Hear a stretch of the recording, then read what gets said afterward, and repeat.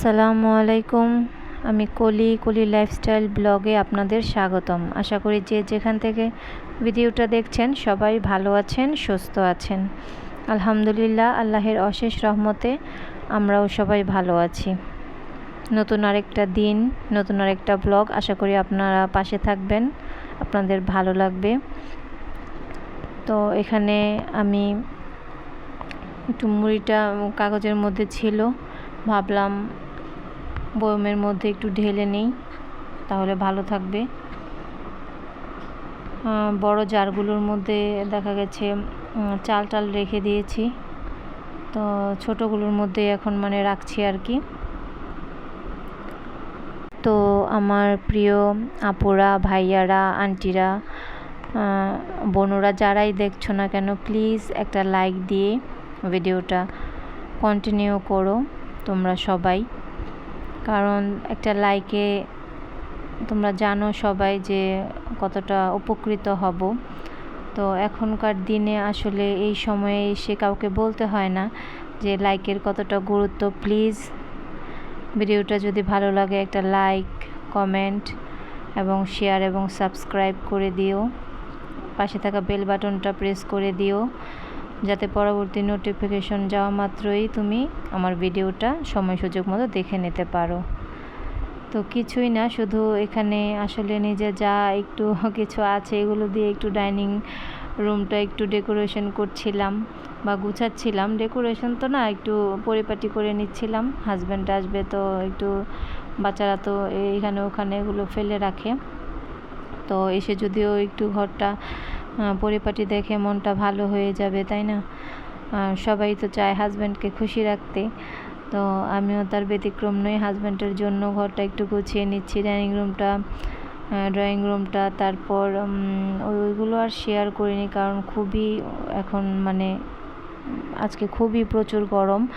এতটুকু যে করছি, খুবই একদম হাঁপিয়ে যাচ্ছিলাম কাজ করতে করতে।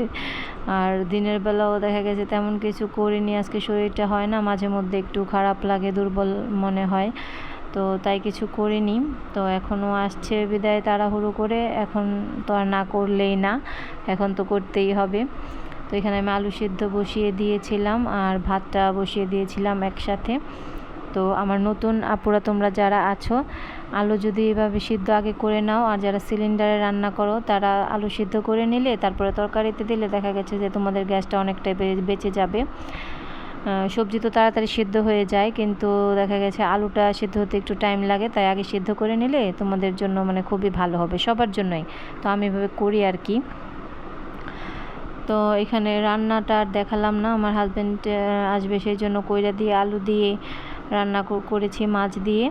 তো এই তো শেষ রান্নাটা আমার। তো এখন আমি এগুলো সার্ভ করে নিব। আজকে আসলে বললাম তো ভালো লাগছিল না, এই জন্য তেমন কিছু করা হয়নি। ভাবছিলাম এতটুকু যা করেছি এই ক্লিপটা দিয়েই ভিডিওটা ছেড়ে দেই আমার আপুদের জন্য বা আমার বন্ধু যে কয়েকজন হয়েছে তাদের জন্য। তো এটাই। তো প্লিজ তোমরা লাইক দিতে মনে হয় ভুলে যাও।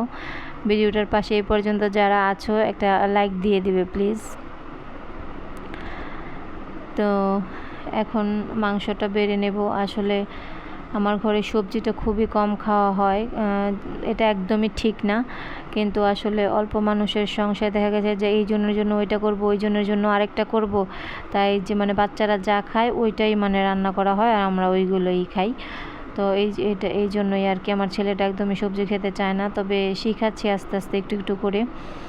এখন জোর তো আর করা যায় না, না খেয়ে বসে থাকে, এখন কি করব বলো, এখন খাওয়াতে তো হবে। তো আমার কথায় যদি কোনো ভুল ত্রুটি হয়ে থাকে প্লিজ তোমরা ক্ষমা সুন্দর দৃষ্টিতে দেখবে। আসলে নতুন মানুষের কত রকমের আসলে ভুল হয়, অনেক কিছু বুঝি, অনেক কিছু বুঝি না। তো আমার ছেলেকে ডাকছিলাম, মেয়েকে ডাকছিলাম, ওরা খাবে না। তো ওদের আব্বু খাবে, ক্ষুধা লেগেছে, যেহেতু অনেক জার্নি করে এসেছে, তো ওকে দিয়ে দিচ্ছি, ও খেয়ে নেবে। আর এদিকে ওদের জন্য প্লেট নিয়ে আসছিলাম, কিন্তু ওরা খাবে না, পরে খাবে, ওদের মর্জি। তো যখন যার খিদে পায় তখন খাওয়াই ভালো, জোরাজুরি করার প্রয়োজন নেই। জোরাজোরি করলে খাবেও না। তো আমি বললাম যে তুমি খেয়ে নাও। আমার হাজব্যান্ড আবার ডাকছিল, বাবা আসো, আম্মু আসো, ওরা খাবে না এখন। ও জার্নি করে এসেছে, দুপুরে কি খেয়েছে না খেয়েছে, তো এই জন্য ওর ক্ষুধা পেয়েছে বলছিল, তাই দিয়ে দিয়েছি। তো ভিডিওটা ভালো লাগলে লাইক দিবেন। আল্লাহ হাফেজ।